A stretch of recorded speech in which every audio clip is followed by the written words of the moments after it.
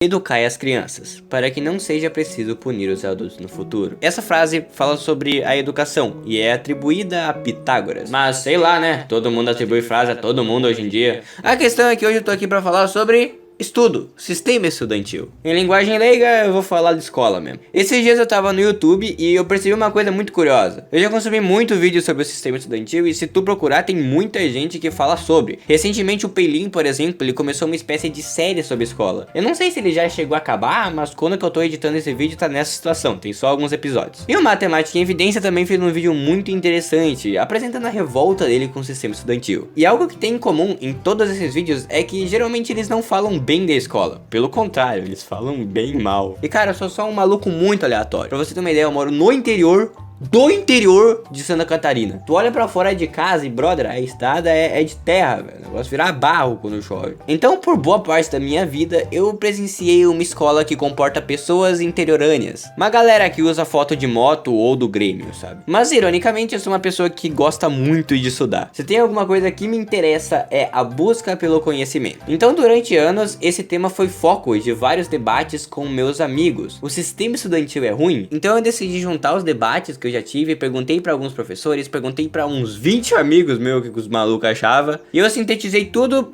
nessa obra. Muitas coisas que eu vou falar aqui são meramente opinativas, mas outras coisas são embasadas em ciência, olha que legal. Se você for ver a descrição, tem uma aba de fontes, onde tem algumas fontes envolvendo psicologia, neurociência e tudo mais. Então seja muito bem-vindo a esse vídeo. Esse vídeo que eu acredito que possa ser um divisor de águas na história do meu canal. Pra você ter uma ideia, pra eu juntar as informações deve ter demorado fácil umas 2 horas, e pra eu juntar tudo sintetizando no roteiro deu umas 5 horas. Então demorou um pouquinho. Esse vídeo é minha aposta pra fazer esse canal dar certo e ver se eu consigo chamar um público legal. Então, brother, prepara a pipoca e vem comigo nessa aventura dissertativa argumentativa. Porque hoje é dia de falar sobre a escola.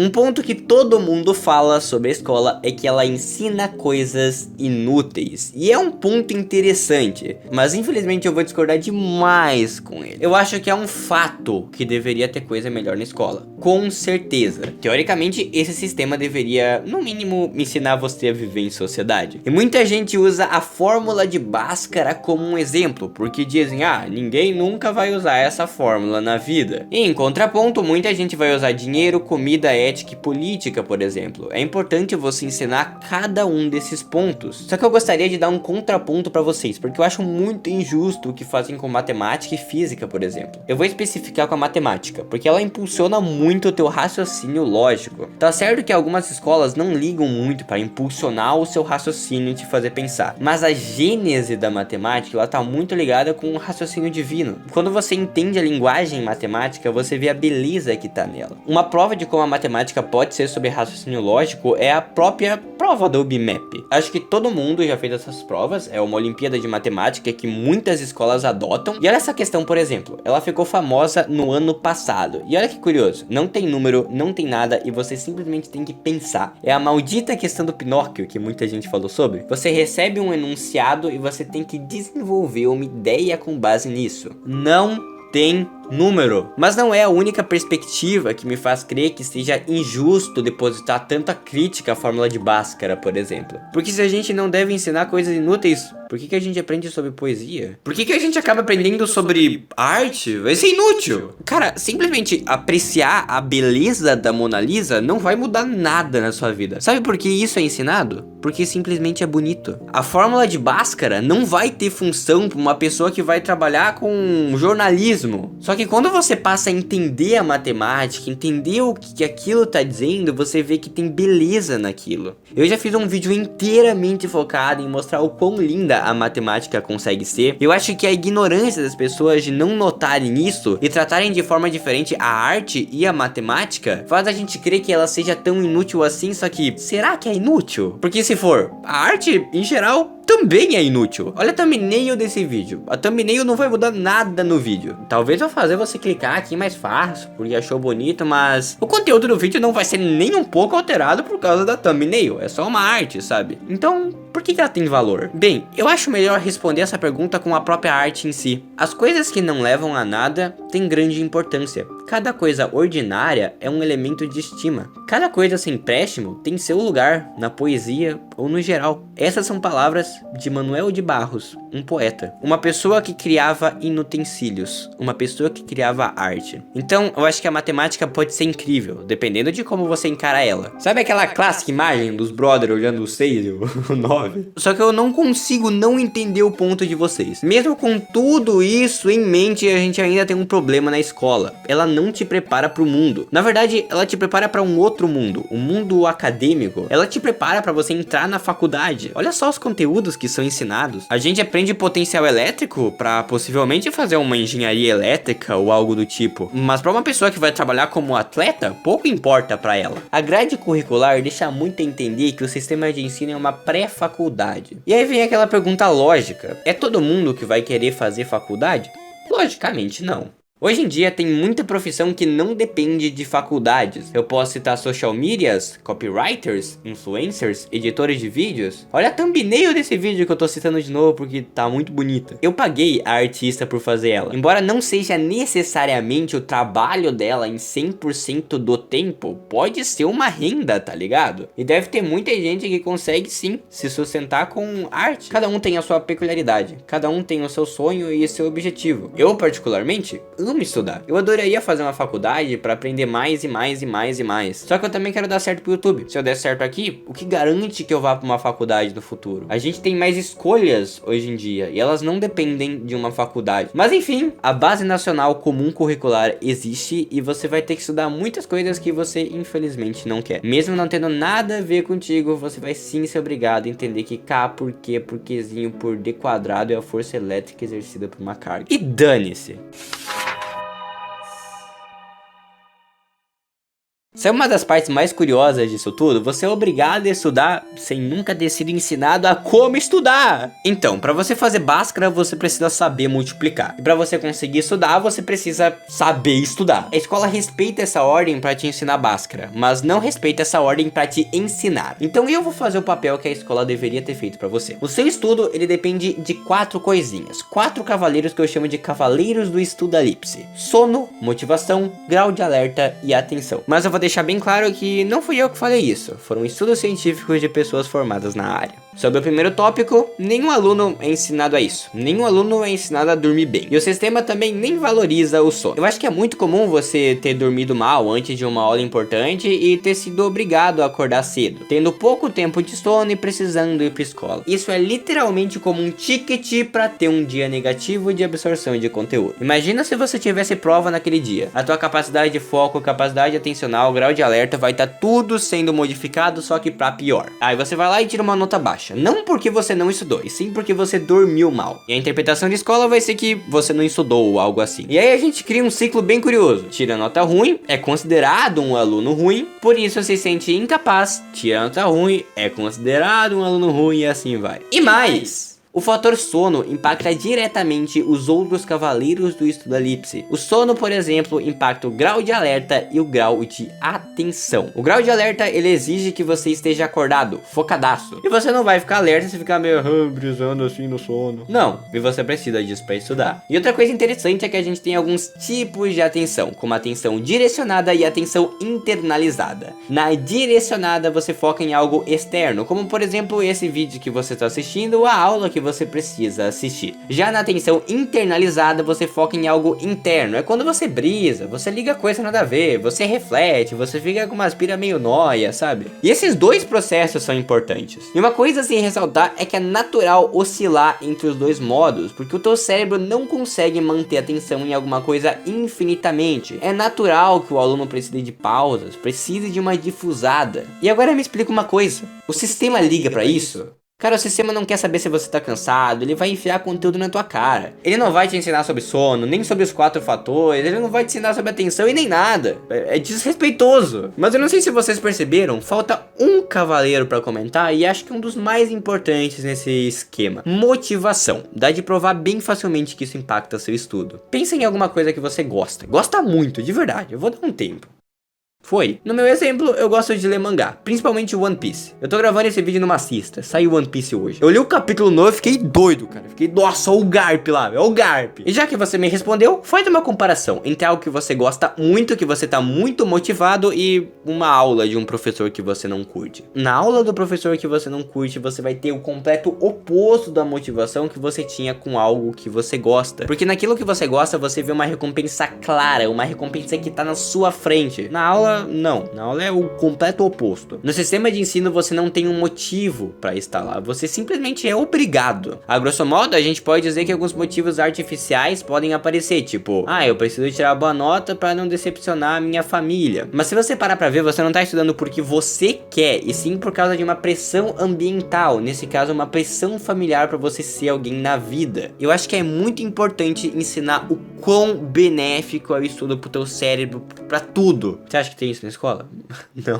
E falando sobre motivação, existem 3 sinalizadores principais do quão valioso um comportamento vai ser. Se a recompensa estiver perto, você vai tender a buscar aquele comportamento. Se o tempo entre o seu comportamento e a recompensa for muito curto, você também vai tentar buscar ele. E se o esforço necessário for curto, a mesma coisa, você vai buscar. E é por isso que esse esquema de vídeo curto, TikTok e tudo mais, ele é muito engajante, porque todos os sinalizadores são muito bem acentuados. E convenhamos que em uma aula você não encontra esses 3 caras. E outra coisa muito interessante sobre estudo é a revisão, porque o nosso cérebro não guarda informação pra sempre. Por exemplo, você não lembra a primeira frase que eu falei nesse vídeo, lembra? Com certeza não, mas você provavelmente lembra da ideia, lembra do que eu falei, porque o teu cérebro ele codificou a informação que você recebeu. Essa é a primeira etapa da consolidação de uma memória, porque logo depois vem a consolidação. Você interpretou aquilo que eu falei e aquilo ficou fixado no teu cérebro. Isso já foi suficiente para você entender meu ponto e ter um entendimento por agora do que eu quis dizer. Só que outras 2 fases se mostram muito importantes para ajudar a fortalecer o seu aprendizado. A evocação, que é quando você lembra daquilo por você mesmo, e a reconsolidação, que acontece depois da evocação. Se você não entendeu, calma, eu vou explicar. Primeiro você recebe uma informação da forma mais bruta possível. Depois o teu cérebro codifica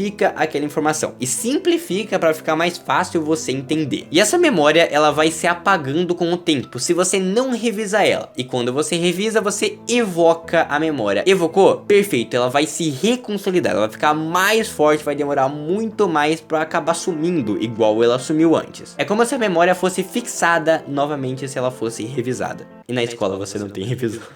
Ai, cara, tá ligado aquela clássica frase de como assim você não lembra como somar fração? Você viu isso no 6º ano? Cara, é lógico que o aluno não vai lembrar. O aluno nunca revisou soma de fração e nunca precisou usar isso na vida. É lógico que ele vai esquecer, ele não teve uma evocação e muito menos uma reconsolidação daquela memória. E aí você, professor cheio de luz, me dá o argumento de que não dá de revisar porque não tem tempo e... Aí tá outro problema! Eles jogam conteúdo na cara do aluno e não dão tempo pro aluno revisar aquilo, pegar o conteúdo de novo, consolidar a memória. E aí que entra uma lástima, a decoreba. Muitas vezes a escola quer que você decore alguma coisa e não aprenda. Eu vou dar um exemplo pra vocês. A independência brasileira se deu em 1822. Sabendo dessa informação, você consegue responder as questões que vão aparecer na sua prova e você consegue ganhar os pontos, bem de boas. Mas você não entende os processos da situação política e geoeconômica brasileira e portuguesa naquele momento, muito menos sabe linkar com os ocorridos napoleônicos e a vinda da família real pro Brasil. Mas você sabe a data. É tipo saber que 1 menos 1 é 0 e não saber nem fazer subtração, tá ligado? Em alguns casos eu entendo que decoreba é importante, mas em muitos outros casos você poderia trocar a decoreba por um aprendizado de verdade daquele conteúdo. Na escola você aprende que em x mais 1 igual a 11, você tem que jogar o 1 pro outro lado diminuindo. Mas ninguém te ensina que você tá diminuindo o mesmo termo dos dois lados de igualdade. Fica x mais 1 menos 1 igual a 11 menos 1. É tipo a gente dizer que a gente tem que um lápis é igual a um lápis. Um lápis realmente é igual a um lápis. Aí tu coloca um lápis a mais nos dois lados. 2 lápis são iguais a 2 lápis. É a mesma lógica. A pessoa vai conseguir responder a questão de uma forma muito mais majestosa se ela tiver entendido o conteúdo e não decorado uma regra que o teu professor proferiu pela boca, sabe? E fazer o aluno decorar coisas tem um potencial gigante de matar a criatividade do maluco. E ser criativo é importante. Eu diria que ser diferente é importante. Olha o MrBeast. MrBeast é um dos maiores youtubers que já existiram. E o mano fez uma competição e deu uma ilha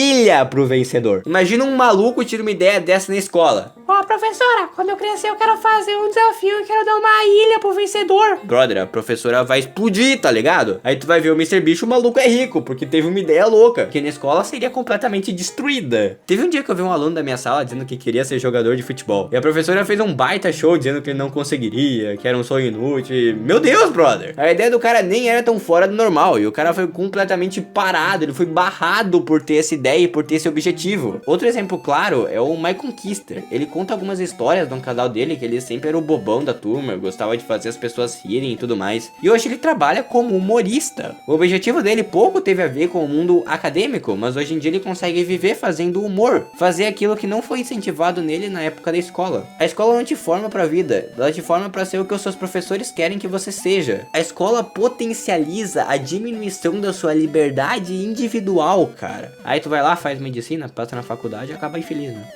Curioso.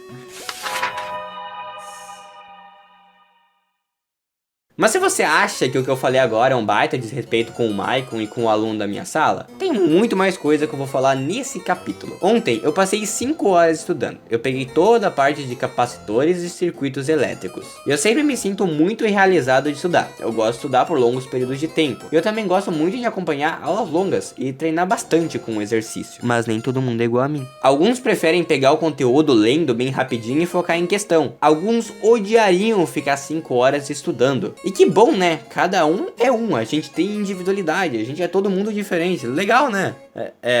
A gente pode ser, mas pra escola não. Na escola todos são iguais, porque todos são submetidos ao mesmo sistema. Se você gosta da questão, porque é comprovadamente uma das melhores formas de estudo, dane-se, faz esse mapa mental aqui, vai. Você é basicamente obrigado a fazer coisas que você não quer e podem não ter nenhum valor pra ti, em detrimento de um bom estudo, um estudo que você se identifica. Pra você entender melhor o que eu tô falando, vamos supor que você decide ignorar a escola e estudar por si próprio. Olha o tanto de benefícios, se liga. Você pode ver uma aula, estudar por um livro, fazer resumo, fazer questão. Você pode fazer uma revisão quando você quiser. Se você achar muito tedioso, você pode colocar as aulas no 2x. Você tem uma opção gigantesca de videoaulas gratuitas e PDFs de livros, sem contar a lista de exercício infinito em alguns sites específicos. Você pode personalizar o seu estudo da forma que você preferir. E na escola, infelizmente, não. E isso é muito curioso, porque na escola você não estuda. Na escola você não estuda. A escola não é um lugar pra estudar. A escola é um lugar pra você ver aula. E pra você entender essa minha frase tão forte, eu tenho que fazer uma distinção. Existem os alunos que vão e assistem a aula, e existe o estudante que faz pergunta, engaja na aula, tenta entender, exercita o conteúdo. E adivinha quem o sistema cria? Alunos, e não estudantes. Muitos dizem, eu estudo no segundo ano de manhã. Estuda? Estuda ou só vai ver aula? E o desrespeito com individualidades é maior quando a nota entra em jogo. Ai, a nota. Definir uma pessoa como mais capaz ou menos capaz por um número é um absurdo. Definir o seu futuro por um símbolo estranho que dá umas voltinhas é muito besta. Olha pro Enem, por exemplo, e entra naquele meu exemplo de antes. Se você no dia anterior à prova dorme mal por causa de ansiedade, o teu futuro vai ser completamente jogado no ralo. Não importa se você estudou o ano inteiro, aquele simples sono vai fazer a tua nota despencar. E aos olhos de muita gente, você não vai ser uma pessoa valiosa, porque afinal, você não tem faculdade, todo mundo já tá na faculdade, você não. E se você for um gênio em linguagens, por exemplo, aspira um escritor famoso, dane-se, se tu ir mal em matemática, não passa na faculdade. O aluno, ele não é valorizado, a nota é valorizada pelo sistema, e isso é muito triste. Logicamente, eu não tô dizendo que todo mundo enxerga assim, todo mundo só valoriza a nota, mas lá no fundo a gente sabe que a gente valoriza muito esse simples número. E cara, se é difícil para pessoas que não tem nenhum problema, imagina para alguma pessoa com TDAH, alguma condição física, alguma condição mental. Se é difícil para você, imagina como é difícil vai ser uma pessoa que é cega, não enxerga. TDAH, toque, depressão, essas pessoas são ferradas ao quadrado pelo sistema. Os caras vivem a vida no hard, velho. Existe um psicólogo, o Aaron Beck, que foi um dos caras que esquematizou a terapia cognitivo-comportamental, e a Judith Beck, filha dele, escreveu um livro sobre essa metodologia terapêutica. Eu li esse livro, e nele ela fala sobre crenças limitantes, crenças que te auto-incapacitam. E essas crenças podem ser a crença de ser incapaz por ter uma nota menor, a crença de que não consegue fazer a prova por ser muito difícil, a crença de que não tem nenhum futuro porque não sabe estudar, a crença de que por não dominar conteúdo X não vai passar no vestibular, e por aí vai. E a ansiedade criada pelas crenças limitantes que esse simples número pode proporcionar é gigantesca. Eu particularmente não sou de uma família rica, pelo contrário, eu mostrei que eu moro no mato pra vocês, tá ligado? ligado? E eu vou ser bem sincero com vocês, eu particularmente me sinto muito pressionado, porque as pessoas na minha cidade trabalham desde o primeiro momento que podem, e eu tô aqui com 17, vivendo à custa da família. E é horrível ter essa cobrança familiar de ser alguém na vida, de passar no vestibular logo de cara ou alguma coisa assim. E cara, muitas vezes minha família acha inútil o que eu tô fazendo, acha inútil estudar. Uma vez minha mãe fez uma piada dizendo que eu ia ficar igual aqueles filósofos loucos. Uma referência a quem será? E cara, minha avó, ela ficou com medo real de eu virar um filósofo louco por estudar. O filósofo louco, brother. E eu pelo menos me muni de conhecimento. Eu entendi a terapia cognitivo-comportamental, entendi os processos de aprendizado, mas seria muito fácil pra mim desistir se eu não tivesse buscado tanto conhecimento. Eu quero estudar, eu quero fazer esse canal dar certo, são os meus sonhos e é isso, eu vou mandar pra frente. Mas imagina se alguma das crenças limitantes que eu citei antes me fizesse sair desse caminho. Eu acho que isso acontece com muita gente, viu? E o que a escola faz pra mudar isso? Conversa com o aluno, incentiva ele. Eles até fazem isso em setembro, no Setembro Amarelo, que é o único mês que a saúde mental é valorizada, por acaso. Eu sei que parece que eu tô generalizando muito, dizendo que ninguém se importa, mas nada, por enquanto nada. Mais pra frente eu vou falar sobre generalizações. Mas brother, sério, me escuta aqui. Eu sei que é difícil viver essa realidade que a gente vive e tá todo mundo perdido. Todo mundo passa por situações parecidas e somos humanos. A gente sofre também. Mas vem comigo, tem muita coisa pra debater ainda. Outra coisa que a escola faz é não criar pessoas questionadoras. Eu já dei um pitaco quando eu falei sobre o Michael e o MrBeast, mas bora desenvolver um pouco dessa tese. Existem muitas pessoas que olham pra esse sistema, olham pra sociedade em que vive e simplesmente se conformam. Elas não refletem se isso é certo ou não tem pensamento crítico em geral, porque a escola não ensina você a pensar fora da caixa. Eles simplesmente querem que você aceite tudo que eles colocam pra você, sabe? E você não tem noção do quão perigoso isso é. Olha pra democracia. Hoje em dia, qualquer pessoa pode votar em um presidente. E algumas pessoas não têm senso crítico, por isso são facilmente influenciáveis. E aí vem ideias absurdas e defendem essas ideias absurdas, sem nem questionar, tipo... será que isso é certo? Será que isso é errado? Um exemplo sobre isso, fora do âmbito da política, é o terraplanismo. É literalmente um monte de gente que acredita em um absurdo, velho. Mas nesse caso, é muito curioso que eles tiveram um senso crítico. Eles questionaram até o que não precisava. Mas essa pilha de efeito manada pode escolher o futuro de um país. Não é brincadeira não, brother. E aí a pessoa fica completamente passiva da alienação. Ela não busca sobre aquilo que ela tá apoiando. Ela simplesmente ouve o que os outros falaram e acaba aceitando como a verdade absoluta, sem nem refletir sobre. Um exemplo bem claro sobre isso é algo que eu percebo em muitas aulas. Copiar no quadro, brother. Eu sei que vai parecer cômico o que eu vou falar aqui pra vocês, mas pensa bem, pensa bem. Na escola, os professores simplesmente escrevem um texto no quadro e mandam os alunos copiarem. Então os alunos pegam uma caneta e copiam exatamente como tá no quadro. Vocês já pararam pra pensar nisso? Você vai pôr no teu caderno o texto da mesma forma que o professor escreveu e da mesma forma que tá no livro. Você não vai entender o que tá escrito lá, mas você vai ter tudo copiado da mesma forma que está no quadro. Isso também é um desrespeito com a individualidade do aluno, porque cada um entende de uma forma. Olha só os meus cadernos, por exemplo. Olha Dom Pedro gritando: independência ou morte, motherfucker! Eu escrevo desse jeito, todo estranho, todo louco, porque eu me entendo assim, eu sou louco. É muito idiota, é muito estúpido. Não é algo que você espera de uma pessoa com maturidade, mas ter maturidade é aceitar o que uma pessoa falou sem nem pensar em criticar. Eu prefiro ser bem imaturo, viu? Eu nunca iria me sentir bem se eu tivesse um caderno cheio de textos. Eu não sou o cara dos textos, eu sou o cara do tópico. E aí você faz 20 pessoas em uma aula escreverem exatamente o que tá no quadro, e é isso. Ninguém pensa, ninguém questiona. As pessoas só escrevem e quando vê, tem um livro 2 no caderno.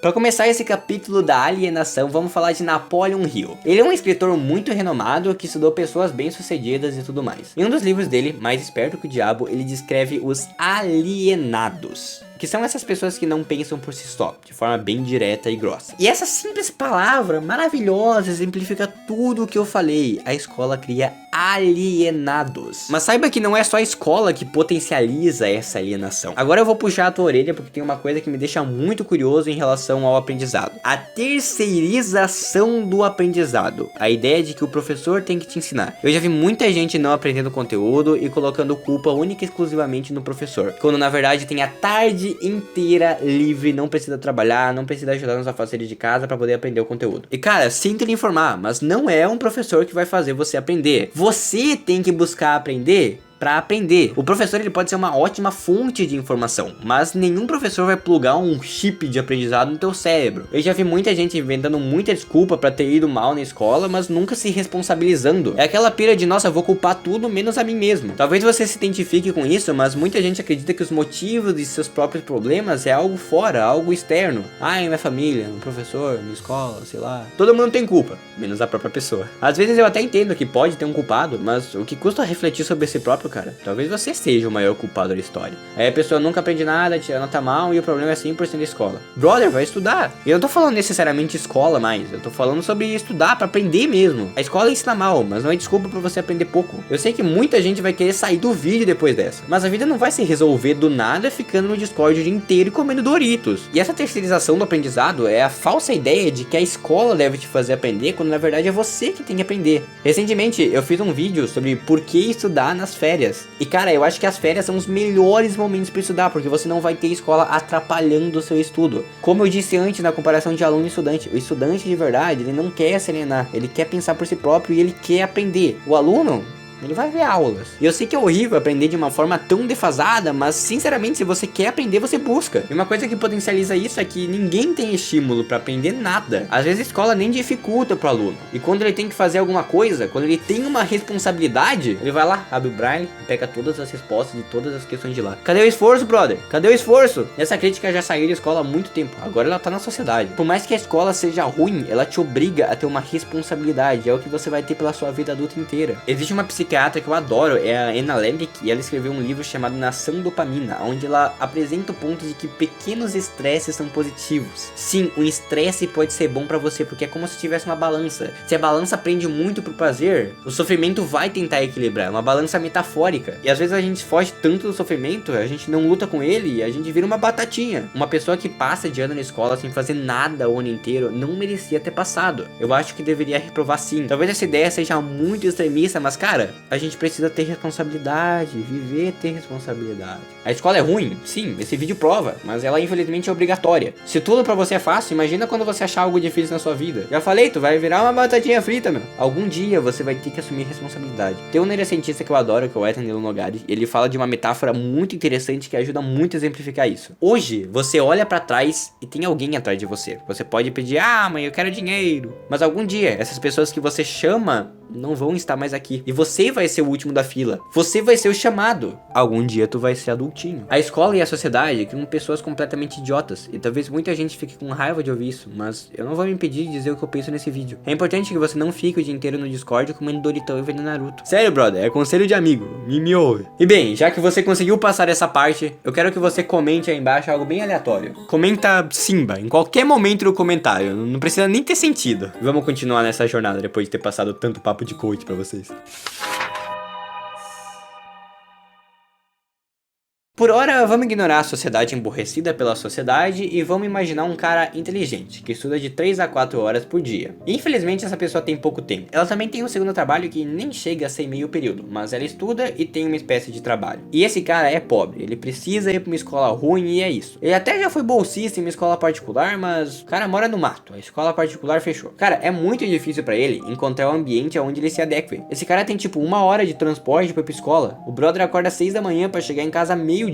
São 6 horas em função disso e ainda tem tempo de trabalho à tarde. E eu quero propor a seguinte reflexão: 6 horas em função da escola. Imagina se ele usasse todas essas 6 horas pra estudar. Imagina! Se esse brother não tivesse o empecilho escola, ele iria atrás dos sonhos dele muito mais fácil. E talvez ele pudesse mudar essa realidade de não ter uma condição financeira muito boa. Mas não, ele tem que ir pra escola. Todo dia ele pega o busão, chega lá, ouve explicações fúteis, sem nenhum aprofundamento de determinado conteúdo que ele sabe, vai pra casa e já era. Parece ruim, né? Mas isso acontece. Sim, não é ficção, é real. E não deve ser só uma pessoa assim, devem ser várias. Existem pessoas inteligentes, pessoas que pensam, pessoas com propósito, mas são obrigadas a viver em um mundo que não é delas. Isso é basicamente privar a pessoa de aprender, simplesmente porque ela nasceu naquele lugar. Até os 18 anos, a pessoa vai ter que viver ali e é isso, sabe? E lembra quando que eu usei aquela palavra de conteúdo sem profundidade ensinados na escola? Então, existe um filósofo ligado à escola de Frankfurt, que é o Walter Benjamin, e ele fez uma crítica à reprodutividade das obras de arte. O Ben 10 clássico, por exemplo, tinha toda uma aura de majestosidade, infância, infância, nostalgia, uma aura épica. Aí fizeram um reboot e lascaram tudo. O Walter Benjamin falava isso, quando você reproduz uma arte, ela acaba perdendo a sua aura. E eu vejo muito essa ideia sendo altamente aplicável no conhecimento. Existem professores que pegam um conhecimento original, reproduzem, simplificam, colocam decoreba no meio e fazem algo completamente diferente, sabe? Eu entendo que esses professores têm um ótimo objetivo de ensinar o aluno e fazer ele aprender, porque nem todo mundo tem esse gosto por aprender. Simplificar aquilo pode ajudar as pessoas a entenderem aquilo que você quer passar. Só que isso pode ser uma porta de entrada para conhecimentos fragmentados em uma pessoa que não vai se lembrar daquilo com profundidade. Será que daria de aplicar a palavra aprender a esse caso? Essa é uma reflexão um pouco mais profunda que eu não quero me aprofundar agora. Eu só quero deixar no ar.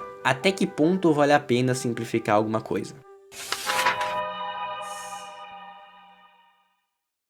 Sabe aquela pira de tu não escolhe aonde nasce? A escola é um ótimo exemplo de como isso pode te lascar completamente. Porque na escola você é obrigado a conviver com seres humanos. Ei! E da mesma forma que você não escolhe onde você nasce, você não escolhe as pessoas que você vai ser obrigado a interagir. Então você basicamente está à mercê de todos os problemas humanos. Homofobia, racismo, xenofobia, isso existe. Porque a gente tá falando de humanos interagindo. E se eu fizesse o vídeo com base nessa ideia, ele teria facilmente o dobro de tempo. Porque algumas interações sociais guardam muitos problemas, como aquilo que eu citei antes. Eu acho que todo mundo já vivenciou algo assim, algo negativo. O bullying é algo que muita gente passa todos os dias. E por que motivos? Porque a pessoa nasceu do jeito que é, nasceu no lugar que ela tava no lugar perfeito na hora perfeita. Só que é o contrário. Eu não tô falando só de colegas, tô falando de professores, colegas, a secretaria de escola. Você não escolhe nenhum deles. Você é jogado nesse mundo e depende completamente da sorte. Eu adoraria crer na ideia de livre-arbítrio, mas cara, o teu ambiente te modula demais. O Wesley, que eu falei antes, fala muito sobre isso. O nosso cérebro é literalmente humano que está interagindo com o ambiente. Ele interage com o que ele vive e aprende com base no que ele vive. O ambiente a qual a gente é submetido, não tô falando só de ambiente físico, ambiente intelectual também. Ele vai influenciar completamente o que a gente vai ser. E é claro que a escola tá aqui para ser uma ótima prova da estratificação social que a gente vê na sociedade. Esses dias eu tava falando com uma colega do meu curso, ela contou sobre a escola particular dela. E brother, os malucos tá fazendo ponte com macarrão, velho. Cara, os caras tinham aula pra fazer ponte com macarrão. E todo o Fundamental 2, desde o 6º, 7º, 8º e 9º ano, tinha uma atividade extracurricular interessante, como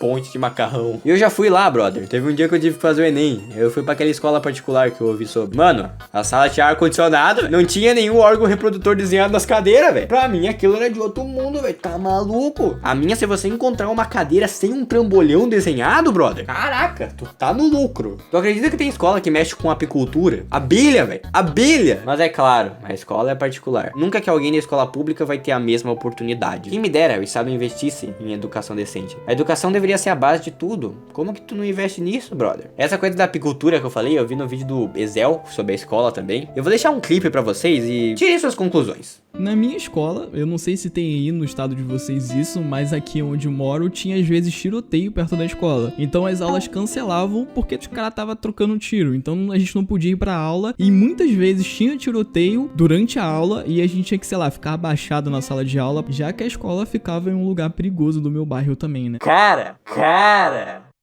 E cara, vamos falar sobre aquela coisa de não escolher onde nasce. Vamos supor que você mora em um lugar meio duvidoso, pessoas que não querem nada com nada, sem perspectiva de futuro, e só de querer estudar, ser meio nerd, gostar de anime, que esteja, você já tá completamente fora do grupo social que você é obrigado a se situar. Isso cria uma distinção entre o que sou eu e o que são eles. Porque se você é um pouco diferente das pessoas com quem você convive, você naturalmente não vai se ver como parte daquilo. E a inadequação social dói. Dói não ter ninguém parecido contigo. Dói viver a vida escolar sozinho. Eu fico muito feliz de dizer que não é o meu caso. Mas por que não é o meu caso? Porque eu nasci aqui, eu tava no momento perfeito, a hora perfeita. E é lógico, tá de concluir facilmente que os problemas são proporcionais à falta de dinheiro. Mas tem uma coisa muito curiosa sobre isso. Sabe Sócrates? O cara é um dos maiores pensadores de todos os tempos. Ele foi julgado por corromper Atenas. Lembra dessa história? E democraticamente ele foi visto como alguém negativo para a sociedade. Sim, um grupo de pessoas quis ver Sócrates como um problema.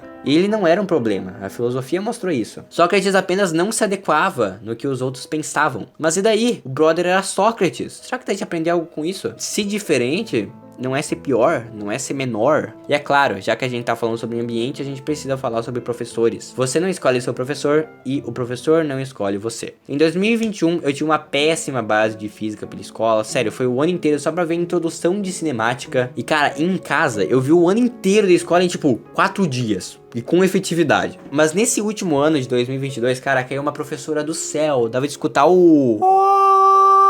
sabe, de anjinho. Infelizmente eu não posso citar nomes, mas saiba que você é muito braba. Na aula dela eu simplesmente explodia de dúvidas sobre o conteúdo. Ela conseguia responder todas de uma forma muito majestosa. E ela ajudou muito no meu aprendizado.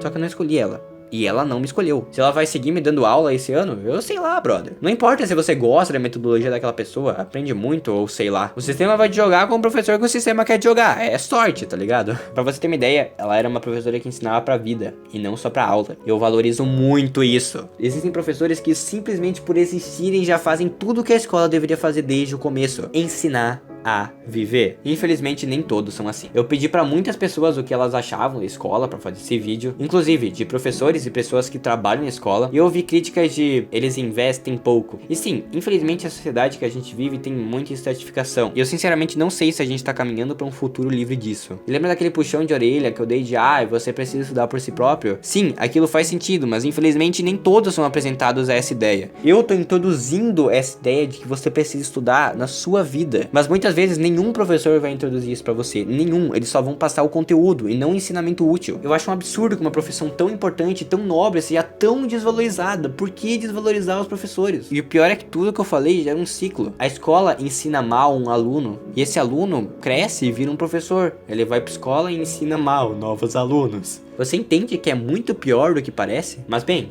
existem soluções, né? Existem soluções, né?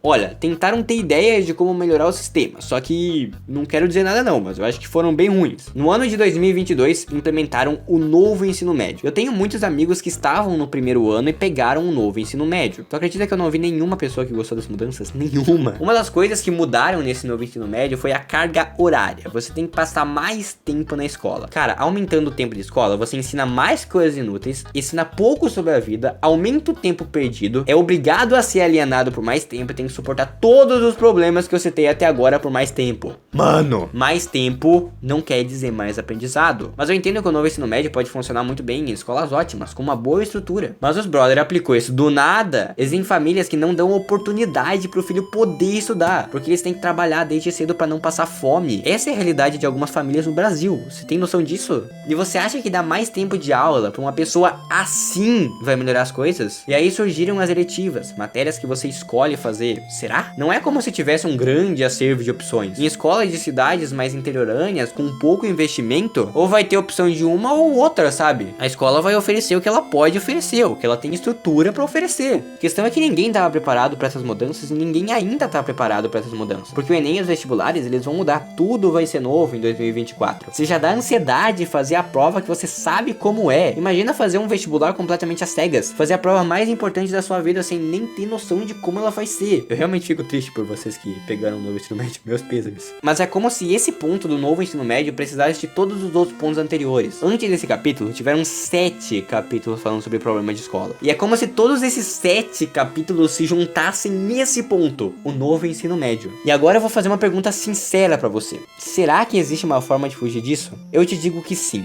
E esse é meu objetivo com esse canal. Sério, essa vai ser a parte mais importante do vídeo. Então eu quero muito que você preste atenção.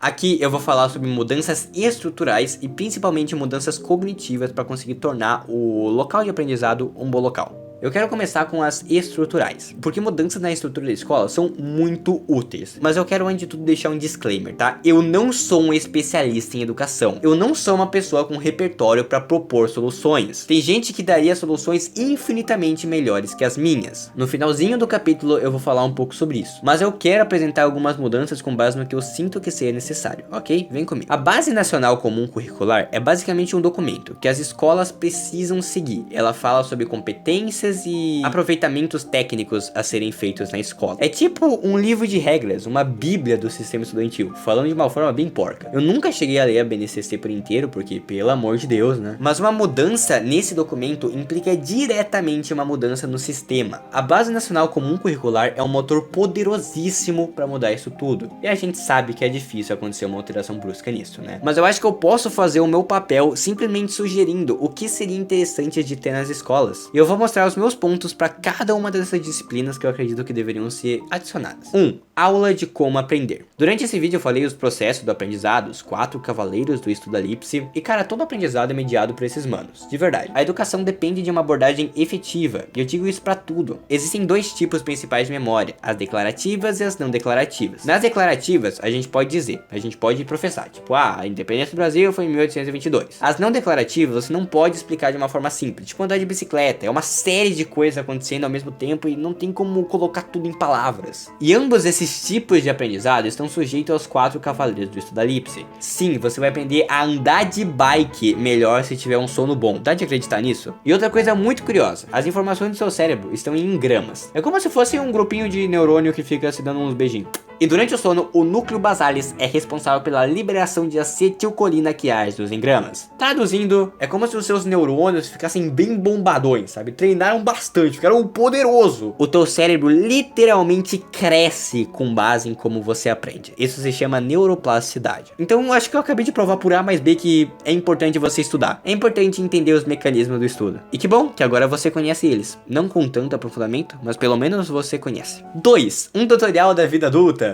Eu consigo explicar os mecanismos do aprendizado pra você, mas se você me pediu o que é FGTS, INSS e declaração do imposto de renda, eu choro, velho. A vida adulta tá há menos de um ano próximo de mim, e eu sei lá como é que faz esses bagulho tudo. A gente sai do ensino médio sabendo báscara, mas não como viver em sociedade. E todo adulto vai ter que presenciar o abismo sombrio de coisas de adulto. Vão ter que pagar os boletos algum dia. São obrigações sociais que a escola não te ensina. Quantas pessoas vão usar a informação de que cargas opostas se atraem? Pessoas da área de elétrica, física e tal? Interessante. Mas quantas pessoas vão ter que usar dinheiro? Literalmente todas. Quantas pessoas vão ter a oportunidade de votar? Então, todas. Dinheiro é o que move a sociedade, e a política é o que gere a sociedade. Explicar economia e política é super necessário, mas também é perigoso, tá? Vou abrir umas aspas aqui. Eu acho importante você ensinar política nas escolas, mas eu acho importante que você não abra margem para um debate enviesado. Existem muitos professores que têm uma ideologia muito forte e ideologia que acaba aparecendo nas aulas. Aulas em que os professores colocam muita opinião, sabe? Até demais. E eu acredito que existe uma solução para isso, para ensinar política sem enviesar o aluno, que é explicar os 3 poderes, função do STF, mostrar dados estatísticos inalteráveis de governos, ou na parte da economia, ensinar como a riqueza se dá, como a lei da oferta e demanda age, o papel de grandes empresas na economia. E o Breno Perrucho é um ótimo exemplo disso. Existe um canal que eu acompanho que é o Jovem de Negócio, e atualmente ele tá fazendo uns vídeos sobre isso. Ele fez uns vídeos falando sobre política, economia e linkando os 2 pontos. Eu acho que isso é muito importante para formar um cidadão. E o legal é que não é enviesado. E ainda no ponto de guia da vida adulta, eu acho que vocês conhecem o Dr. Fran, sabe? É um cara que ficou conhecido na internet por ser simplesmente ele. Ele faz umas espécies de sketches para ensinar sobre direitos e deveres. E ele sempre mandava a clássica frase. Aí alguém perguntava: Ei, aonde você aprendeu isso? E alguém respondia: Eu sigo o Dr. Fran em todas as redes sociais.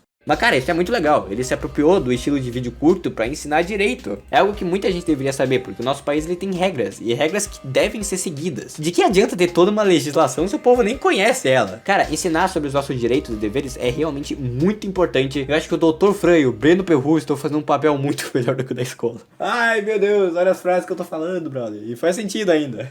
3. Como pensar. Olha só, isso é legal. Esse dia eu tava lendo o livro Sapiens, e uma coisa interessante que o autor falou é que a gente é gerido por mitos que a sociedade toda concorda. É um conceito que tá na mentalidade positiva e consegue nos mover. Um exemplo lógico é o dinheiro, porque um pedaço de papel não tem nenhum valor. Chega pra um caçador e coletor, um buga-buga, e oferece dinheiro pra ele. O cara nunca vai dar o boi que ele passou dias caçando em troca de folhinhas de árvore refinada. Não. Mas a gente dá esse valor por dinheiro e ele apresenta um valor na sociedade. Explicar esses mitos globais e esclarecer esclarecê-los é muito importante. Um estudo sobre a ética, as crenças da sociedade, as conclusões que a gente teve com anos buscando o que é certo e errado é muito importante. Porque você tá inserido nesse mundo e é algo que a ciência não pode tocar. A ciência pode dar dados estatísticos, tipo, nossa, tantos por cento da população negra passa fome. Mas são debates sobre moral e ética que nos levam à conclusão de devemos valorizar todos os seres humanos, devemos ser empáticos, não devemos tratar os outros mal. A ciência não bate o martelo e diz, vale a pena dar comida para aquele mendigo. Isso é uma questão ética, é uma questão moral. E é importante entender os pontos de tal tese e entender por que ela faz sentido, pra gente conseguir viver em sociedade. Eu só quero deixar um disclaimer nesse ponto, tá? Eu não tô dizendo que você tem que acreditar que a igualdade é uma mentira criada pra conseguir fazer as pessoas cooperarem. Não. O autor de Sapiens desenvolve muito melhor a ideia que eu, então é muito importante que vocês leiam um livro, tá? Eu tô subindo nos ombros desse gigante pra olhar mais longe e usar a ideia dele como tese pro meu argumento. Eu tô subindo sobre os ombros desse gigante pra olhar o ambiente que ele tá vendo e conseguir utilizar essa visão como um fortalecimento pra minha opinião, sabe? E nesse contexto, eu acho que a escola deveria ter muito mais debate. Sim, debate entre alunos. E principalmente de coisas que eles não concordam. Tipo colocar um palmeirense pra torcer pro Flamengo, tá ligado? O cara conhece tudo sobre o time do Palmeiras, toda a história do time. Dane-se agora, ele vai ter que pesquisar sobre o Flamengo. Eu acho que é importante debater os temas da sociedade e entender os dois pontos pra conseguir chegar a uma conclusão que faça sentido.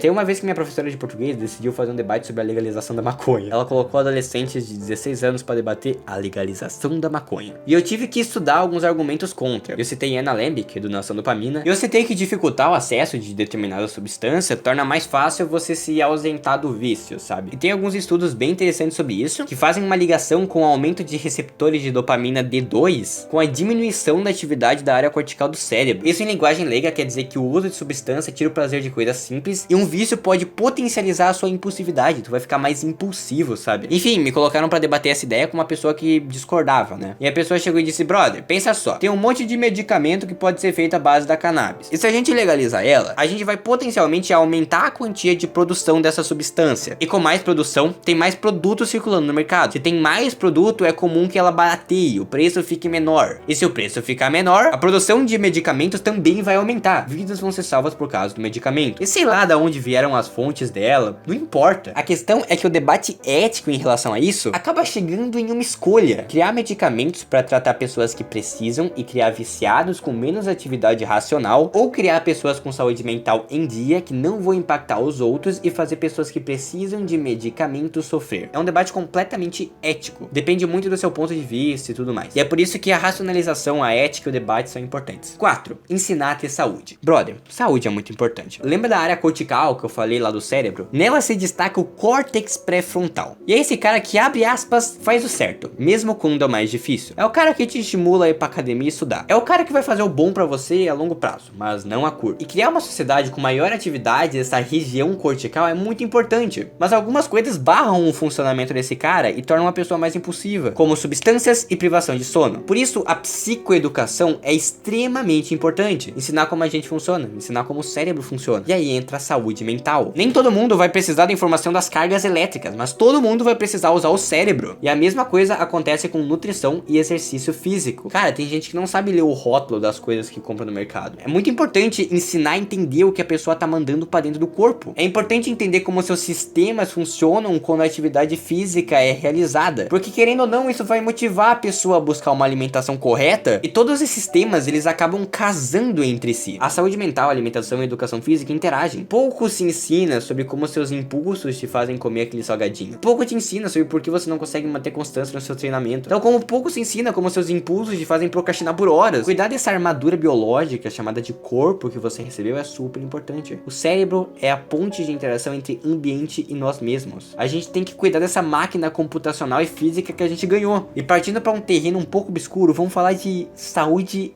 financeira. Sim, hoje em dia o dinheiro é super necessário pra gente viver em sociedade. Ele é quase como um fator intrínseco à nossa vida contemporânea. A gente precisa usar ele e a gente precisa gerir ele. A gente tem que saber como gastar, como não se endividar, como criar uma reserva de emergência, porque esse simples papel é o que nos permite salvar vidas. Se a gente precisar fazer uma cirurgia muito cara e imediata, a gente vai precisar gastar dinheiro. E nesse contexto eu acho muito importante citar Robert Kiyosaki, que definia a corrida dos ratos. Basicamente, existem pessoas que trabalham a vida inteira pelo dinheiro, pra quando se aposentar, curtir a vida. Mas pelo fato de ter trabalhado a vida inteira pelo dinheiro, quando se aposentar vai estar completamente cansado e vai ter que cuidar da saúde, porque durante a vida não cuidou. Isso poderia ser simplesmente alterado se educação financeira fosse ensinada. A escola não investe em saúde. 4. A sociedade globalizada jornada e o salvamento básico de vida. Esse ponto vai ser um pouco mais simples e abrangente. Eu perguntei para algumas pessoas sobre o que aprender e elas citaram algumas coisas bem interessantes, que não se encaixavam nos outros pontos. Em primeira análise, a informática. E não tô falando de você saber programar algo muito brabo. Tô falando do básico, saber usar Excel, saber usar o básico de programação. Isso pode ser muito importante, porque a gente depende muito dessas tecnologias, sabe? E o Excel, por exemplo, ele ajuda muito na organização pessoal. E olha só outro ponto legal. Organização, brother. A gente não sabe cozinhar, porque a gente nunca teve aula de culinária. Não sabe montar uma rotina, porque a gente nunca teve aula de como montar uma rotina. A gente não sabe gerenciar os nossos gastos, porque a gente nunca teve aula disso. E tudo isso poderia ser mudado com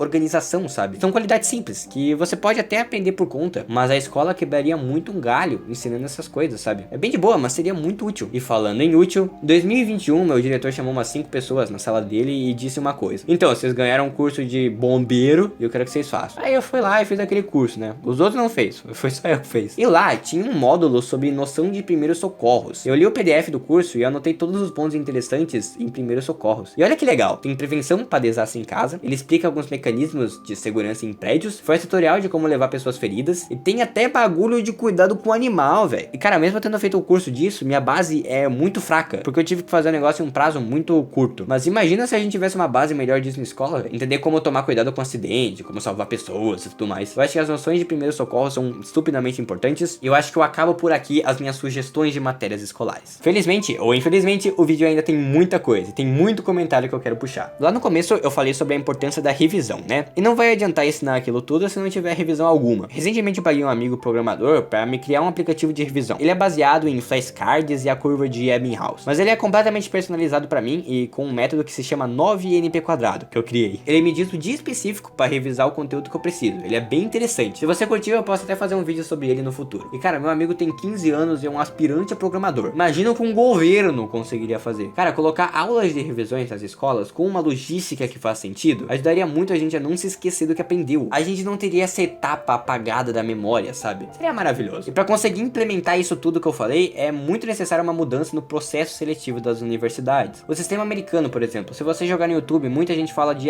eles valorizam seu histórico. E os mano considera tudo que tu fez, velho. Isso sinceramente é muito mais legal do que fazer um vestibular, sabe? Mas infelizmente eu acho que isso tá muito longe de ser a realidade do Brasil. Eu conversei com muitos professores, peguei ideia de muitos alunos também, e algo que todos batem na tecla é que a gente tem que melhorar o investimento. Isso é maravilhoso de imaginar. Só que dando a minha opinião sincera, eu acho que o Brasil tá muito longe dessa realidade. Porque a massa populacional brasileira não valoriza como deveria o estudo. Será que vai dar de cuidar com o processo seletivo assim? Será que as universidades vão receber uma verba pra isso? Será que realmente vão investir de verdade nesse processo ou só colocar ele lá? Eu sou um pouco pessimista quanto a isso, mas eu acho que existe uma forma de mudar essa realidade. E pode ser a educação. Educar a sociedade para levar a melhora da sociedade. Isso parece um tanto quanto sem sentido, mas para mim faz muito. Antes mesmo de fazer esse roteiro, eu tava lendo um capítulo de Stapping sobre a dominação europeia. E a Europa, ela se mostrou muito eficaz em ganhar poder e controlar o mundo. E uma coisa que o autor faz é associar a mentalidade científica dos impérios europeus com a evolução da sociedade europeia. As pessoas começaram a buscar o conhecimento e explorar o novo mundo. Antigamente era absurdo compreender que o mundo não é só a Europa. Na modernidade, abriram margem para dúvidas. Será que tem mais? E será que isso serve de metáfora pra você? Um pensamento geral voltado pra aprender mais pode ser um baita motor motivacional pra uma evolução pro Brasil. Buscar aprender e buscar melhorar a sociedade. Conhecimento, empatia e compreender o nível de sua ignorância. Conhece-te a ti mesmo, e conhecerás todo o universo e os deuses. Porque se o que procuras não achares primeiro dentro de ti mesmo, não acharás em lugar nenhum. Essa frase é de Sócrates. E eu acredito que uma mudança nos padrões de pensamento seja super útil. Se a sociedade chegar nesse ponto, é possível encontrar uma resposta. Eu tenho um amigo, o Kleberson, e eu fiz a pergunta pra ele: como melhorar o sistema de ensino? Esperando uma resposta pra ele me ajudar com esse roteiro. Ele respondeu de uma forma simplista, e depois de um tempo ele levou a pergunta pra ele. E no momento que ele tava em um ônibus, ele teve muito tempo pra pensar nessa pergunta, e realmente pensar nessa pergunta. E o cara me mandou uns textos gigantescos, com solução que faz sentido. O cara investiu tempo e intelecto pra buscar uma solução. Isso sem ser uma pessoa do ramo da educação, é só um jovem adulto aleatório. Agora imagina um governo, um grupo de pessoas que viveram a vida em função de educar. Um grupo de pessoas que viveram nesse sistema. Se você juntar esses brother pra realmente pensar, eu acho que pode surgir alguma coisa legal, viu? Então, com base no que eu já disse, pra poder mudar o sistema estudantil de forma mais precisa, tem uma coisa que eu posso fazer agora: uma carta aberta. Porque, como eu disse, para mudar a estrutura, a gente precisa mudar as pessoas. Porque não são só os grandes políticos que têm a culpa. Eu vou separar essa carta em 2 núcleos. E eu vou começar com os adultos.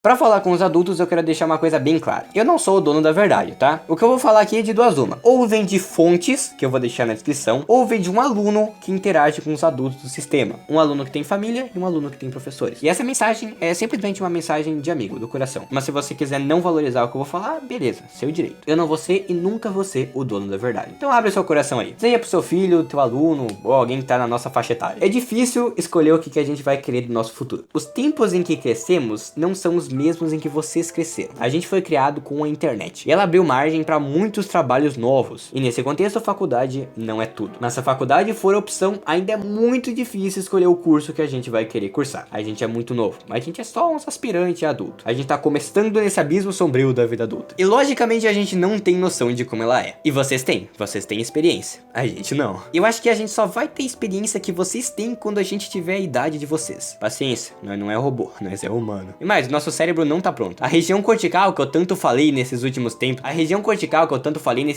minutos, ela tá ligada a impulsos, empatia e tudo mais. E a gente não é uns mini adultos, a gente é só uns iniciantes nesse mundo. É lógico que a gente sente falta de ser valorizado, tá? Eu particularmente sinto muita falta do incentivo ao estudo e às coisas positivas que a gente faz. Tirou uma nota maior, tá se esforçando mais, tá estudando, valoriza, de verdade. É muito importante porque motiva de verdade a pessoa. Eu faço questão de socar elogio nos meus amigos quando que os manos começam a estudar, tá ligado? Porque tem que estimular, é isso, meu. Cria um ambiente bom pra pessoa que você quer formar. Cria um ambiente que faça o aluno querer estudar. E com o ambiente eu digo, tenha conversas direcionadas. Estimule qualquer coisa que possa levar a pessoa pra um futuro bom, sabe? Estimula a leitura, estimula coisas benéficas pra pessoa que você pode criar, tá? Tem uns livros que eu já citei no vídeo, Nossa Dopamina e a Fábrica de Cretins Digitais, que são muito importantes, principalmente se você é um adulto e tem que criar pessoas. Eu recomendo que vocês leiam, são leituras bem pertinentes. E é lógico que eu tenho que deixar outro disclaimer aqui, tá? Não são só vocês que agem na jogada. Eu quero mandar uma mensagem pra todos os alunos ou pessoas que fazem parte desse sistema também, tá? E a hora é agora. Essas pessoas também precisam escutar muitas coisas. É importante que você dê uma chance, tá? Novamente, não sou o dono da verdade. Seja bem-vindo, peão nesse grande jogo de xadrez.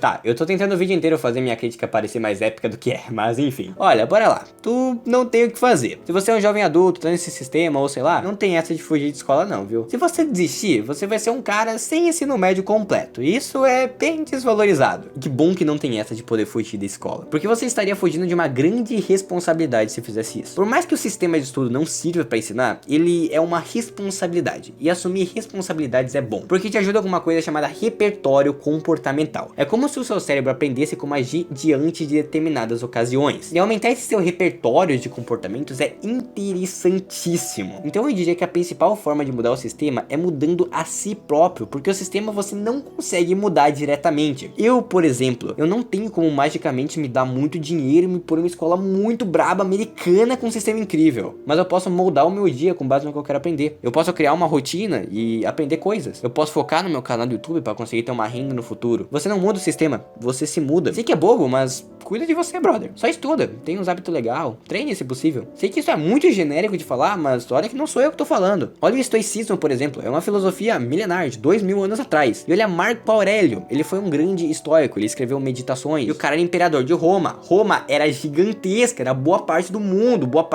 era romana. E o cara foi quem comandou uma potência tão grande assim na época. Você consegue ter acesso ao que ele pensou simplesmente lendo Meditações de Marco Aurélio. E o cara era estoico. E o estoicismo basicamente diz o seguinte: você não pode controlar tudo, mas pode agir de maneira diferente frente a alguma coisa. Se algum familiar teu vai dessa pra melhor, você não pode ressuscitar ele. Virou Full Metal Alchemist, mas você pode mudar a si próprio. Você pode superar isso aos poucos. E você pode entender que não tem jeito, não tem volta, já aconteceu. É a mesma coisa com o sistema estudantil. Quem deveria mudar é você, sem arrumar desculpa. Qualquer um poderia usar esse vídeo inteiro como uma desculpa pra não estudar, mas isso seria uma baita de uma desonestidade intelectual. Então eu te digo, estuda, mano. De verdade. Muitos problemas da escola podem ser consertados com o estudo por si próprio. Matérias inúteis? Em casa você pode estudar o que você quiser. Algumas informações desse vídeo vieram de um curso pirateado de neurociência, por exemplo. Você pode escolher o futuro que você quiser. Você pode tentar focar em um canal no YouTube para conseguir crescer ele e ter um futuro legal com o canal. Você pode aprender a estudar. Eu já fiz vídeo sobre isso, pode ver meus vídeos. Você pode otimizar o seu estudo, escolher como você vai estudar, quanto tempo você vai estudar. Sobre a falta de estrutura, tem materiais de graça na internet, tipo os materiais que eu usei para esse vídeo. O ambiente escolar é ruim? Tem internet internet. Você pode entrar em servidores do Discord, como o do Logan do Matemática em Evidência, para encontrar uma porrada de maluco que tem perspectiva de futuro. A escola não te motiva? O ambiente que você cria vai te motivar. Incentiva o senso crítico, não tem na escola? Então, você pode ler, você pode pegar um livro de Nietzsche agora e ler, sabe? E olha lá que deve ter muito mais coisa. Infelizmente, o vestibular e as provas de fim de ano, você não muda, mas você pode estudar como preferir pra ela, se for o seu objetivo. E tem uma porrada de site com questão de graça pra você treinar. De verdade, a questão free lá, tá pra você. Mas se for apontar a coisa mais importante pra você fugir dos problemas da escola, essa coisa é criar um ambiente. Sim, eu não tô falando de mudar de casa, sei lá. Tô falando de seguir pessoas que se importam com o estudo, conversar com pessoas que ligam pro próprio futuro. E eu sei que vai ter muita gente dizendo,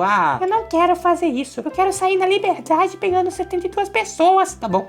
Cada um cuida da sua vida. Eu tô falando que eu acho que é o certo. Se você acha que isso é certo, beleza, brother, beleza, respeito. Mas saiba que tem algumas coisas que tem consequências, né? A sociedade e a biologia colocaram regras em cima de você. E quebrar essas regras talvez traga algum malefício pra você no futuro. Não tô dizendo nada, mas se você quiser continuar com as 72 pessoas, à vontade. Só que, tirando as pessoas que saíram desse vídeo e tem esse tipo de mentalidade, eu fiz questão de pegar uma porrada de coisa que eu conheço, muito conteúdo, e compilar tudo na descrição, tá? Tem alguns textinhos, algumas recomendações de livros, de conteúdo, de pessoas pra seguir. É realmente muito interessante, eu demorei um tempinho pra fazer. Então, muito obrigado se você chegou até aqui. O vídeo tá realmente acabando. Eu acho que eu posso até fazer um capítulo final. Eu vou fazer, porque eu gostei muito dessa animação.